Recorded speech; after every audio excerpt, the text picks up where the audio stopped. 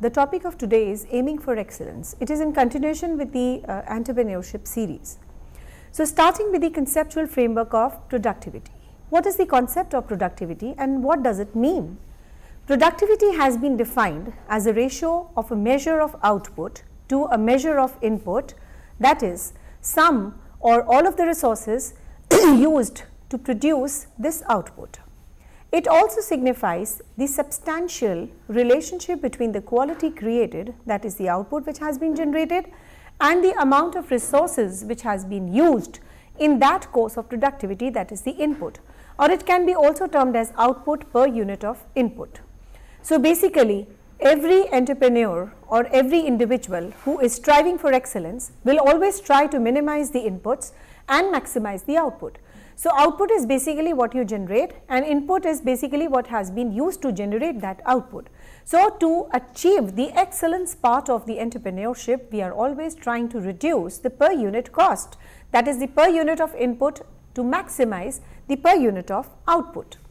So, if you see the graphical and the formula of this, we say that productivity in brackets it is P, which is signified by P. It is equal to output divided by input. Output is signified by O and input is also shown by I, where output means the goods produced while input denotes the land, the labor, the capital and the management, etc. So, output divided by input will always give a per unit of productivity, and basically we are striving to achieve the excellence by minimizing the inputs and maximizing the output. So, taking it further, the efficiency of the production system can be measured by productivity, as higher productivity means producing a maximum output with the minimum level of input or generating more from a given amount of input. So, higher the productivity, the better it is. However, if you see the productivity and the production are two different terms, and there is a confusion that they are the synonyms, but there is a little difference between them. So, let us see what it is. If productivity is a relative term representing the ratio between the total outputs to the total inputs used, then production is an absolute concept indicating the total volume of output. Even if the productivity is declining, the volume of production may keep on increasing or it die to if efficiency of the input productivity is increasing, but the volume of the production may stay stagnant or even fall. The conceptual frame of productivity is all about the thing to be noted is that the production refers to the end result of the production system, whereas the productivity reveals its efficiency. The production explains a raise in the amount produced over a given period of time, whereas the productivity is just the ratio of output to an input. So, basically the overall the division of the output upon input gives you the productivity, and it is a relevant and is a method to judge the efficiency levels. There is definitely a significance of productivity which is underlying. What it is? There are a number of paybacks of higher productivity, like it facilitates in securing a better share of the market, 1. 2. It improves the profits by assessing in bringing down the cost per unit.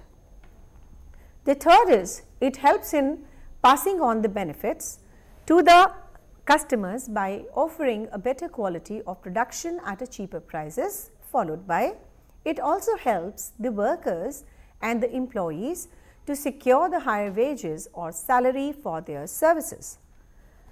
It facilitates the business to have a better chances to exploit the export opportunities, followed by it assists in generating more employment opportunities.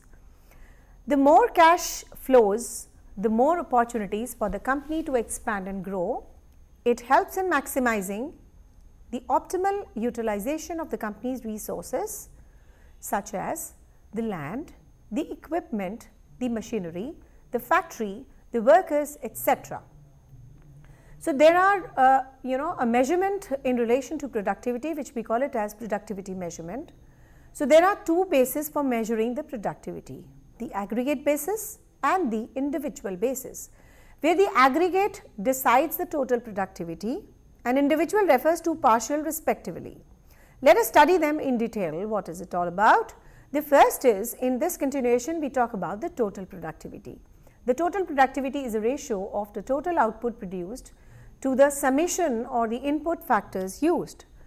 In other words, the total productivity assesses the combined results of all the inputs in producing the output.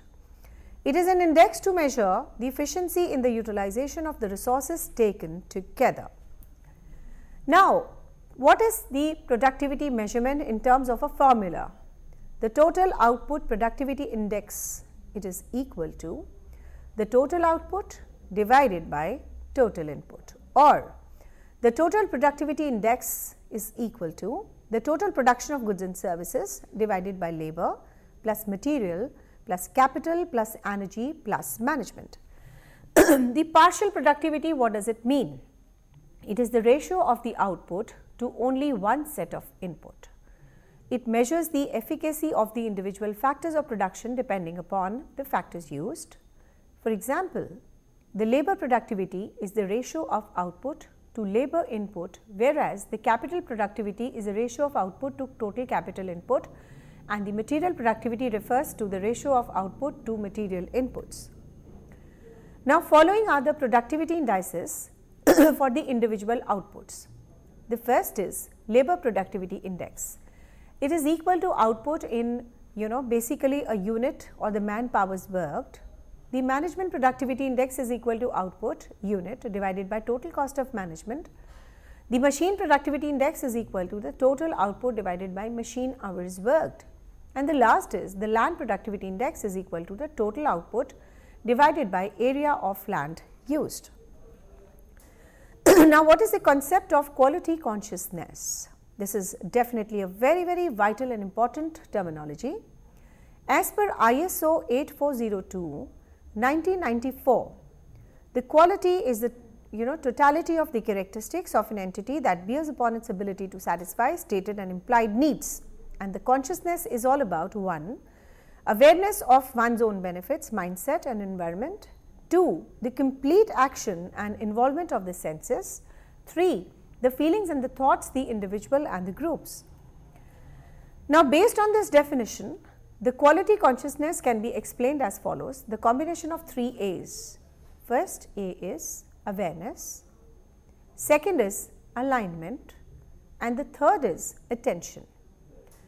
So, quality consciousness entails the awareness of one's own self and the environment around, including what constitutes the quality and the high performance for processes, people and products. It also recommends that one must achieve alignment of his consciousness with the consciousness of the organization, as this is going to help in complete activity and involvement of the senses. Lastly, the attention must be selectively. This means that one is capable of effectively sorting the arrival of the vast and the huge amount of information. The control is an affair or checking and rechecking a range of elements in the manufacturing and marketing process to ensure that the most safe the product or the service is produced normally. The most widely used methods of the quality control are A. Quality assurance, B. Inspection, C. Statistical quality control, that is SW, and D, that is the total quality management, that is the TQM. Now, coming on to the quality assurance parameters. This being the fundamental method of the quality control, it involves the testing of the product as well as individual component of its production process to ensure the meeting of standard, quality and performance. The next is your inspection. The inspection means the physical examination of all the important aspects, that is the process, the product and the people. The next is your process inspection. This is also a very pertinent part of achieving the excellence. It is through the examination of all the things in which are involved in the process, like raw material, machine, equipment, etc., to prevent the wastage, the process bottlenecks and saves the time. Now coming on to a very important diagram, that is, what is the method of quality control? Quality. The first is your assessment, then you have to go to the review process, followed by the results and approach and deployment. So this is the radar. Now taking it further, now we will discuss about the methods of quality control quality. The first is the product inspection. It is basically a very careful scrutiny of all the products to be sold for ensuring the conformity to the set standards of quality along with the complete absence of any form of defects. Then we have the inspection analysis, that is the after the product has been inspected, it is the alternative and attentive and comprehensive investigation of the inspection outcomes for identifying the significant control failure points in the manufacturing process. Then we have SQC, that is the statistical quality control. It is the scientific approach of discovering and amending the loopholes in the quality. Now according to the method, a sample of items is chosen and statistically tested for ensuring that they conform to the pre-established standards of quality. Now we have the methods of quality control. Two widely adopted practices we will discuss. Number 1, the quality control charts, and 2 is accepted sampling. So let me discuss first what the quality control charts are all about. It denotes a graph or which the distinctiveness of the samples are plotted, followed by acceptance sampling. It is a technique of the quality control where the percentage of the acceptance sample is predetermined and prefixed. If the percentage of the defective items of the sample which is checked is more than the predetermined limit, the whole lot is rejected, otherwise it is accepted. So we have to be very particular about the pre-standards and comparing it with the quality produced. So if they are not up to the mark, the whole lot is rejected, and the other way it is accepted. Then we have accepting quality levels, that is AQL. Now acceptance, the quality level, is a predetermined also, which refers to the percentage of defective items that can be accepted.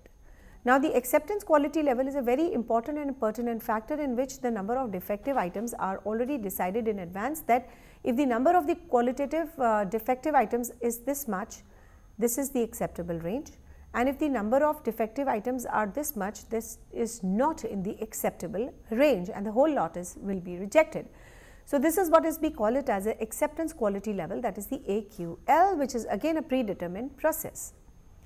Then we have another lot, tolerance percentage defective, that is the LTPD. It is also a predetermined process which refers to the maximum level of defectives beyond which a lot will not be acceptable for sale. Now the fourth method when you talk about the quality control is the total quality management, that is the TQM. The total quality management is definitely a very comprehensive management approach to ensure the quality and the productivity of the organization at all levels.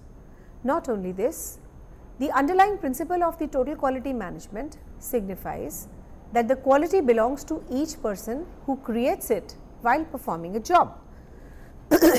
It seeks to improve the quality of the products and services through continuing modification in response to constant feedback, according to the Chartered Quality Institute. The total quality management is a philosophy for managing an organization in a way which enables it to meet the stakeholder needs and the expectations, the efficiency and effectively without compromising the ethical values. Now we have a significance of the quality consciousness. In today's world of cutthroat competition, it has become imperative for business to the total quality awareness about the quality and how to exercise the control over it.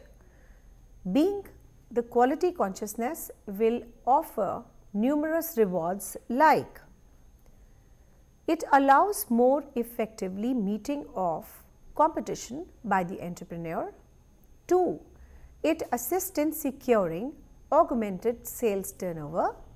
3rd, it aids in the reduction of cost by cutting down all types of wastages.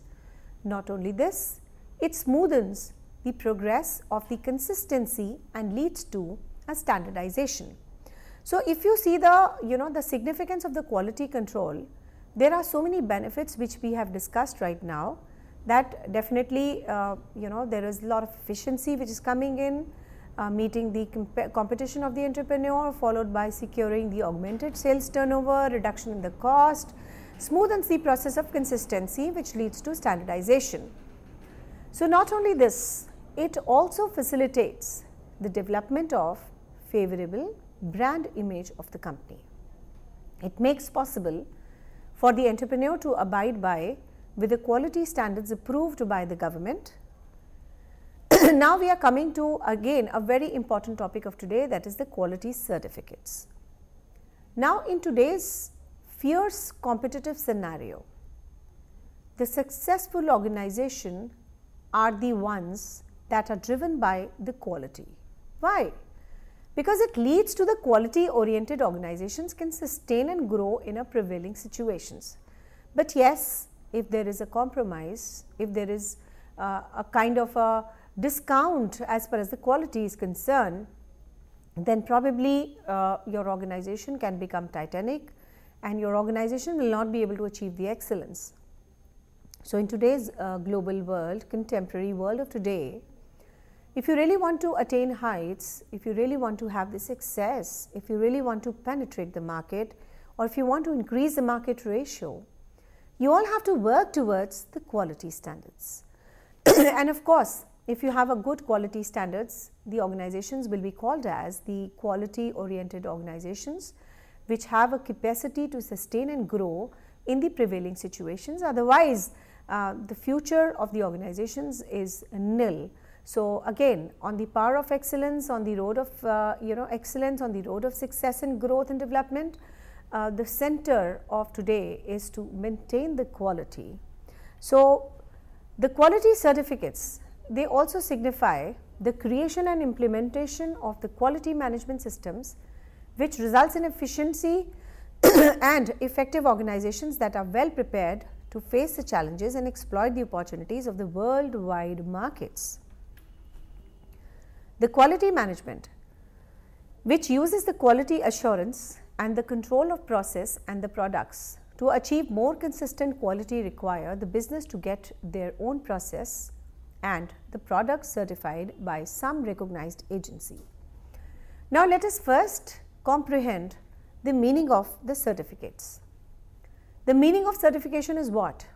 It refers to a proper formal system by which an accredited or approved person or agency reviews and verifies that the features, uniqueness, quality, qualifications, the status of individuals or organizations, the goods and services, the procedure or process or events or situations are in accordance with the well established requirements or the standards by issuing the attested written certificates. The ISO 9000 series of standards are probably the best known international standards for quality management. It defines the quality control as a part of quality management focused on fulfilling requirements. Now, what is an ISO 9000? ISO 9000 is a series of the standards developed and published by international organizations for standardization, that is the ISO, that define, establish and maintain an effective quality assurance system for manufacturing and the services industry. So, these are the series of the standards which the manufacturing organizations, they have to establish and they have to ensure that the production is of effective quality and definitely they have to maintain that particular effective quality standard systems as has been mentioned in ISO 9000 series as far as the manufacturing and the services industries which are as concerned. Now, the ISO 9000 deals with a nitty-gritty of quality management systems, including the 8 management principles upon which the family of standards is based. It states the quality which must be fulfilled by the organizations which wish to adhere to the standards. Now, let me have a look on this. On the left hand side, we have the standards in the ISO 9000, and on the right hand side, we have the family which includes the ISO 9001-2008. The family includes that it sets out the requirement of a quality management systems, number 1. The ISO 9000-2005 covers the basic concept and the language. The 9004-2009 focuses on how to make a quality management system more effective and efficient.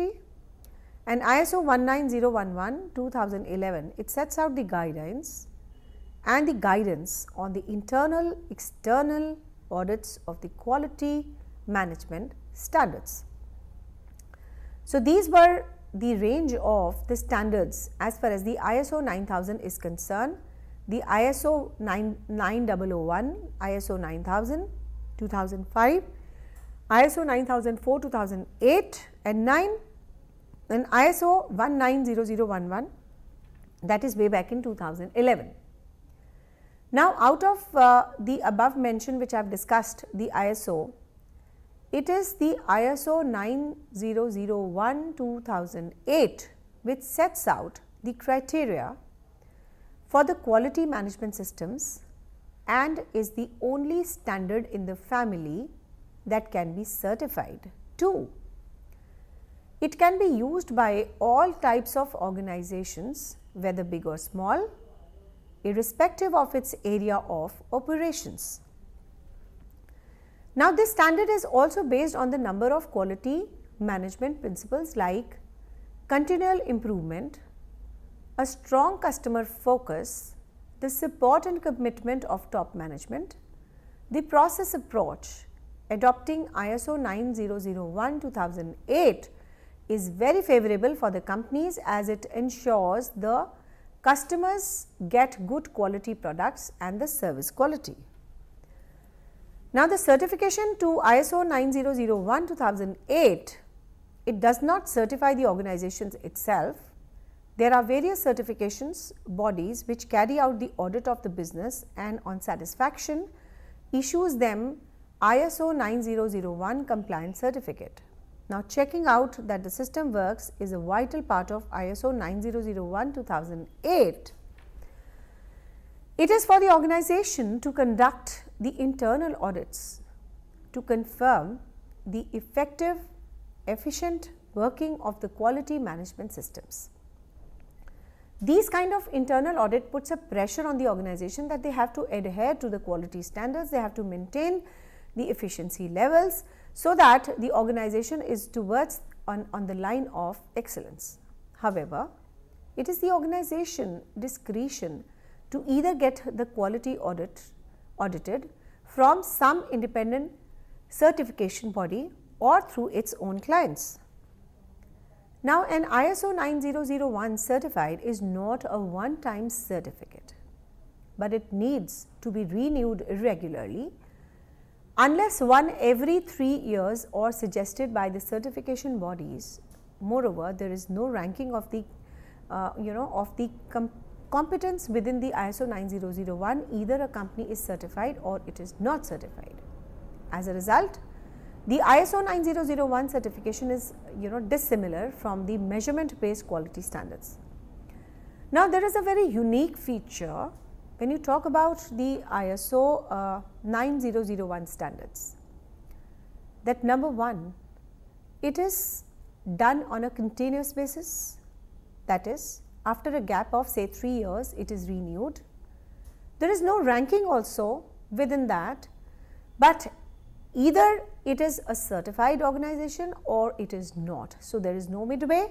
So, these two compliances makes the ISO 9001 certificate a unique certificate, which is definitely entirely different and dissimilar from the measurement based quality standards and the systems in which we have basically a different way of measurement and a different way of quality measurement. So, this is a very unique thing that you have to do it continuously after a gap of 3 years, followed by there is no ranking criteria, either the company is certified or it is not, which makes it a unique and dissimilar with that of the measurement based quality systems. Now, we have a Bureau of the Indian Standards, that is the BIS. The Bureau of Indian Standards is the national standards body of India, functioning under the auspices of the Ministry of Consumer Affairs, that is Food and Public Distribution, and the Government of India. It has been effectively sponsoring and fostering the standard movement within India since 1947. The Bureau of Indian Standards was established under the Bureau of Indian Standard Act 1986 on 1st of April 1987. It was earlier referred to as the Indian Standard Institution, that is the ISI, but after its revamping, the entire scope of it, the entire spectrum has been broadened, enlarged, and it has started working under the wholesome enlargement of standardization activities and the quality certifications. Whereas, if you talk about the yesteryears, the role was small, the area was narrow, and the scope was very, very less. But now, after the revamping, the entire spectrum is on a broader way, bigger way, and envelops the entire certification process. Now, apart from the standard formulation, the Bureau of Indian Standards is also involved in giving certificates to the quality. The BIS, that is the Bureau of Indian Standards, is one of the founder members of International Organization for Standardization, that is ISO, and it represents India here.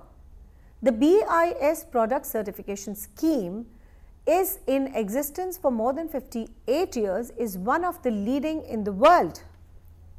It covers around about 26,500 licenses in more than 900 products, with 90 products as mandatory to have a certification.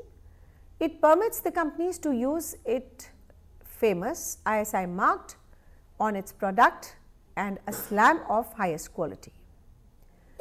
The Foreign Manufacturers Certification Scheme is also run by BIS for granting the license to overseas manufacturers to utilize the BIS standard mark.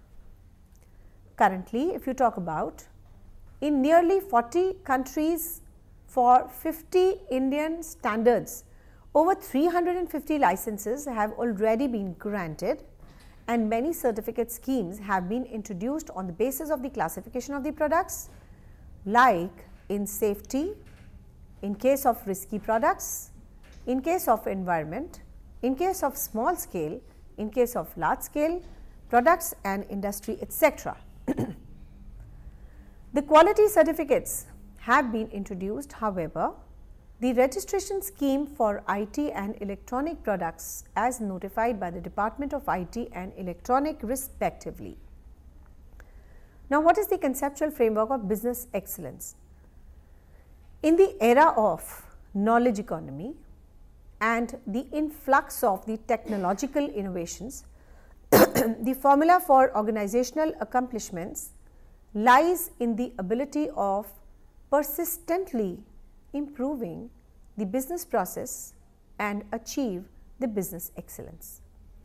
Now, see, if the things are constant, if the things are not improving, or if the things are not taking any form and shape, or it is not dynamic, or it is persistently in the same loop, there is less chance of business excellence.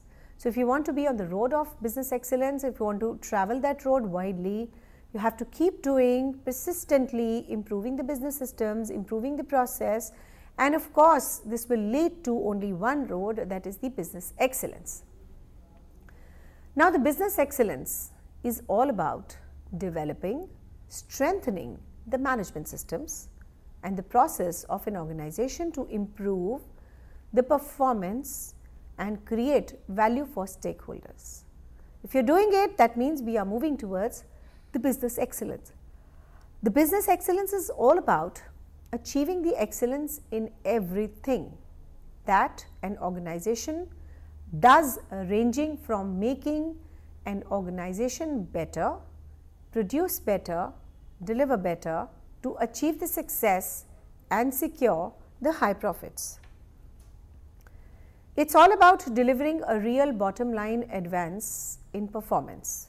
It is a technique of addressing the searching, probing, challenging, perform questions of excellence, and the business excellence is much more than having a quality systems in place.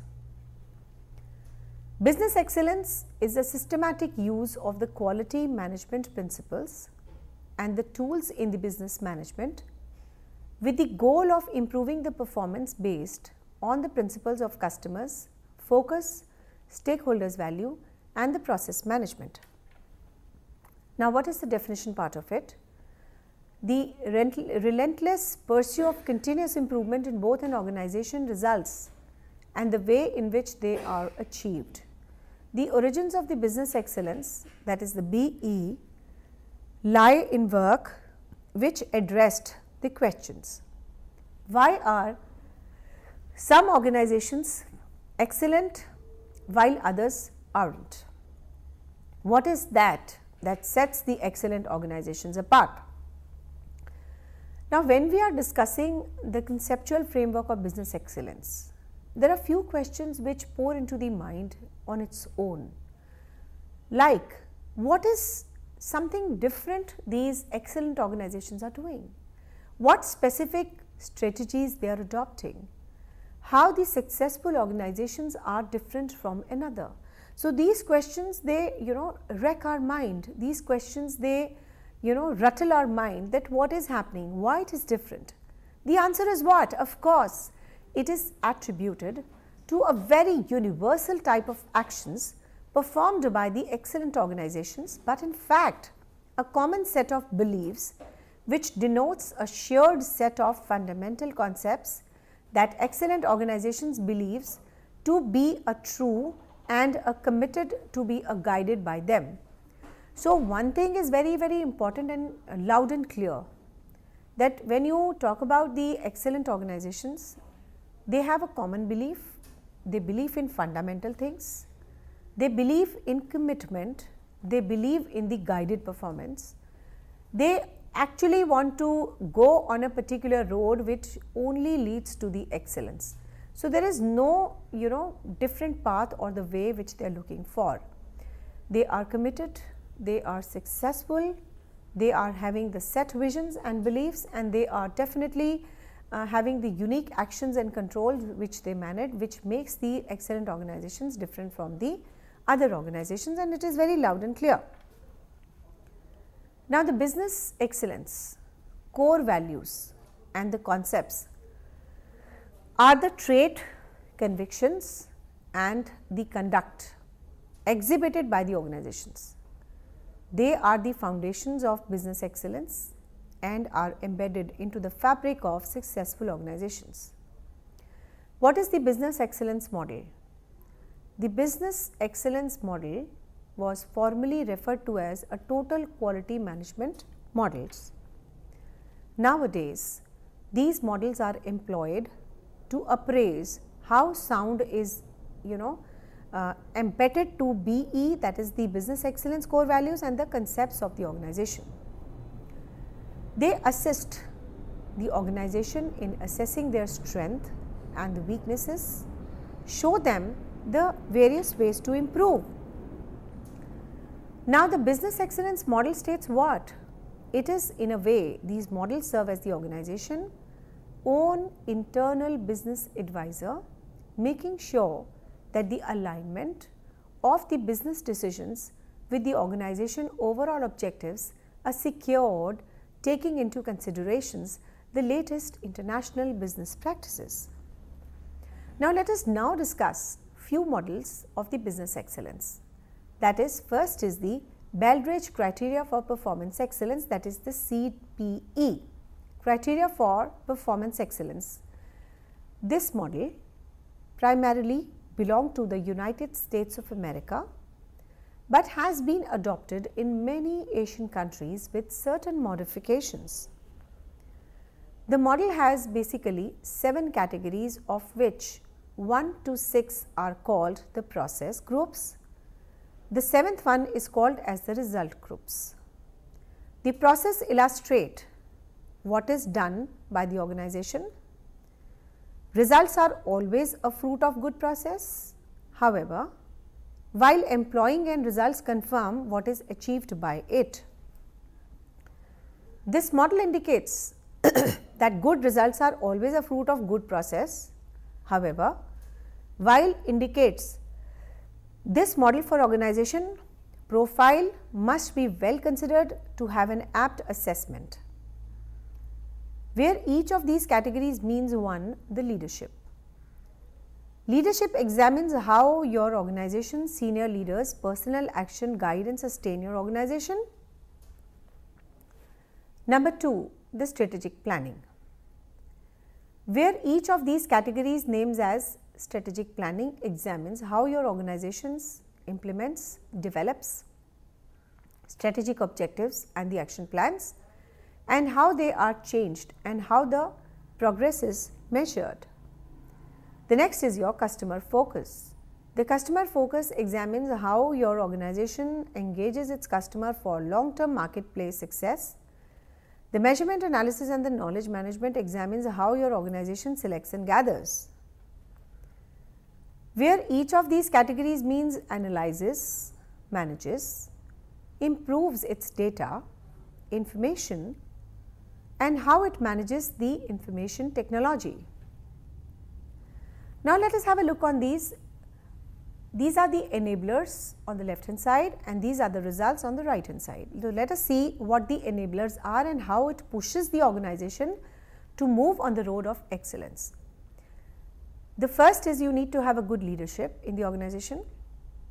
In this, the first is the people, then we have a policy and strategy, and then we have a partnership and resources. Then we have a process. Process leads to people results, the customer results, the society results, and they are the key performance results. So, enablers leads to results and the results leads to innovation and learning. That is, if you take a lesson from your enablers and your achievements, you will be able to find out what were the problems and what innovations are needed and the learning experiences from that particular aspects.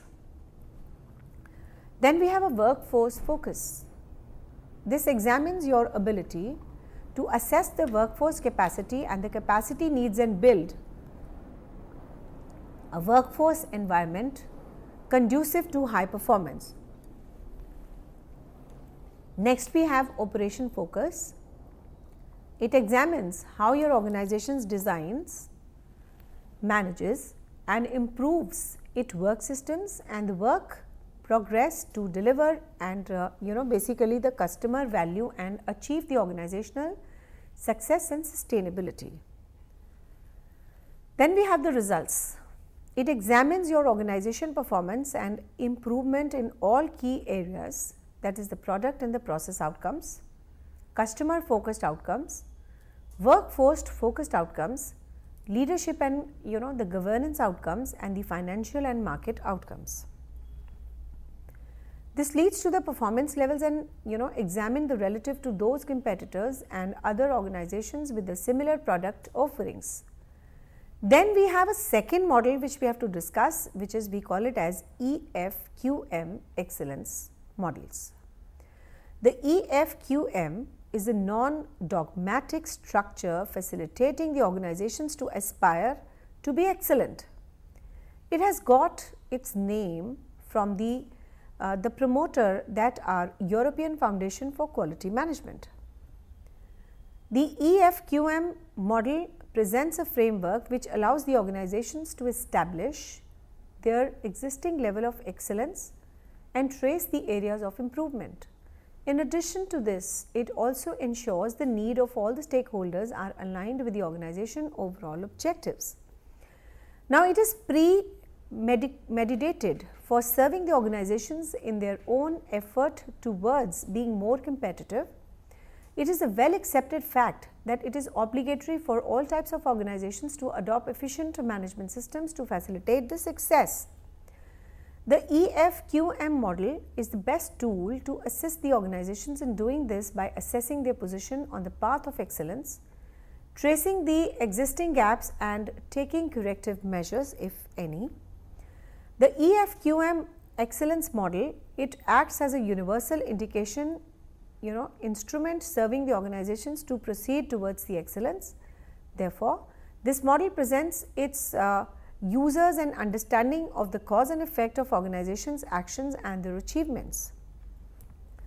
The model keeps on reviewing itself on the regular basis and integrates the novel thoughts, theory and knowledge. It was reviewed last time way back in 2013. The model has the following components. The first is in EFQM excellence model, the first is the fundamental concept of excellence. They define the principles for achieving the sustainable excellence through the 8 core values. The second is the model criteria. It has 9 criteria divided into 5 enablers and the 4 results. The enablers represent what and how the organizations work and signifies the achievements of the organization. Then we have a radar logic. It is a powerful management tool for tracking the performance of its organization. So, let us have a look on this particular diagram. This is the organizational profile, and environment, relationship and challenges is accompanied by measurement, analysis and knowledge. So, the first is from leadership to strategic planning, followed by the customer and the market focus, then it leads to the business results, and of course, the results are either the human resource focus or the process focused. So, this particular EFQM excellence model, the first is the leadership. The excellent leaders have their clear direction. They enlarge and make possible the achievement of an organizational goals, vision and aim.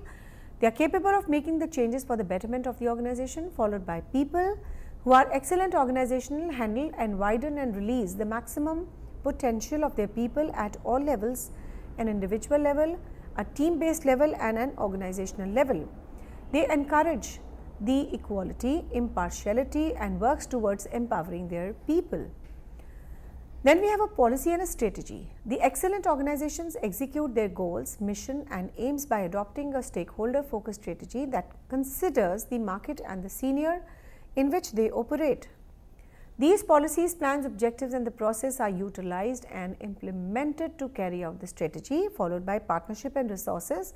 The excellent organizations nurture healthy partnerships and sincerely they work towards the most optimum use of resources. Then we have results, what an organization achieves. The first is the result, what an organization achieves. First is the people result. Excellent organizations, they widely appraise and achieve the exceptional results with regard to their people, and they have to fully satisfy the people. And definitely we have to have a customer results, that is the excellent organization expensively measure and attain the excellent results with regard to their customers. They constantly strive to provide maximum satisfaction to their income, strive to provide customers, and then we have a society results.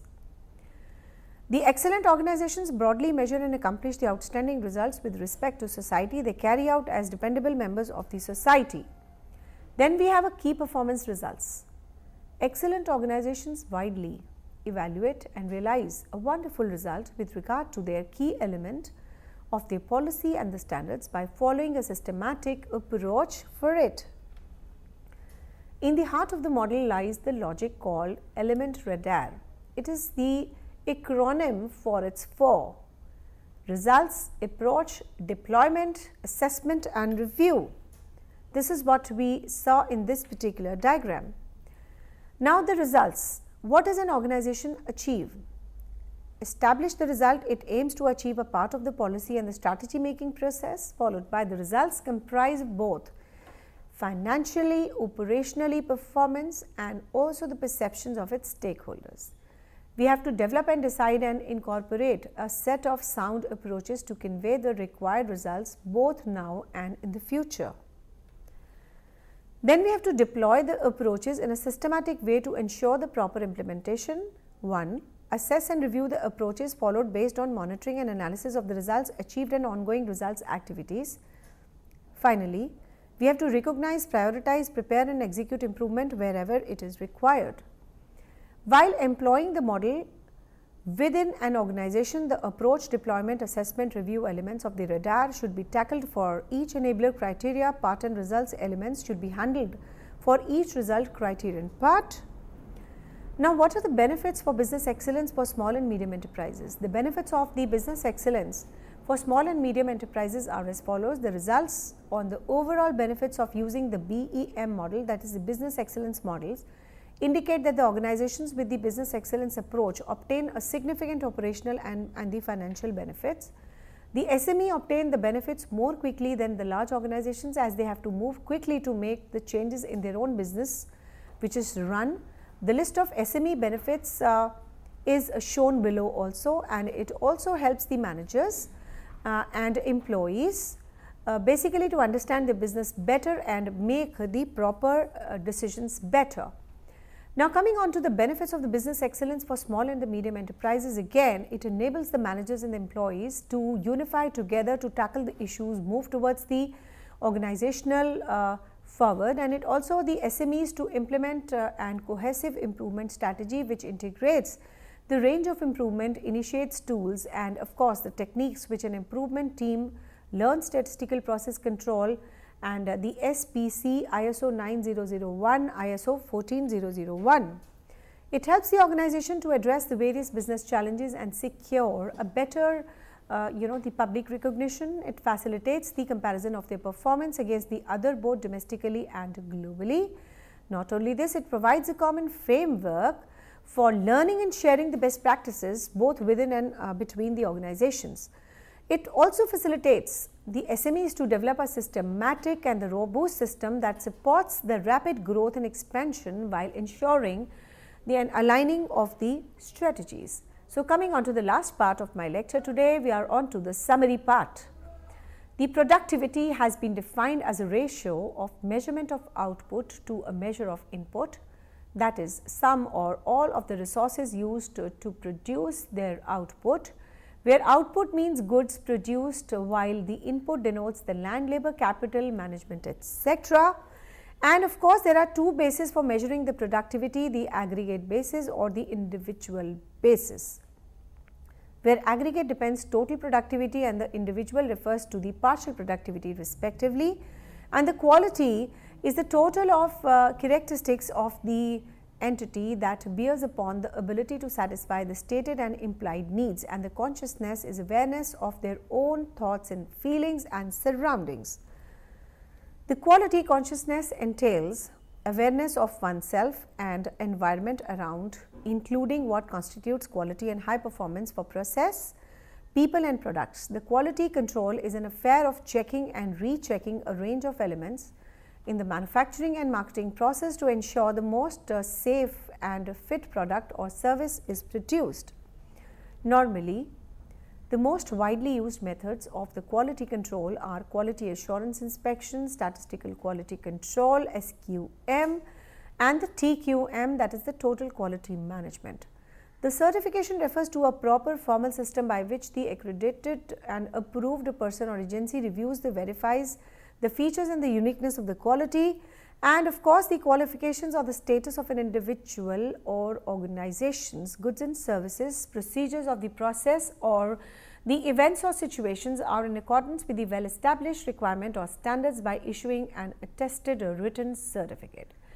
ISO 9000 and BIS are the two certificate bodies which are most important to be aligned with.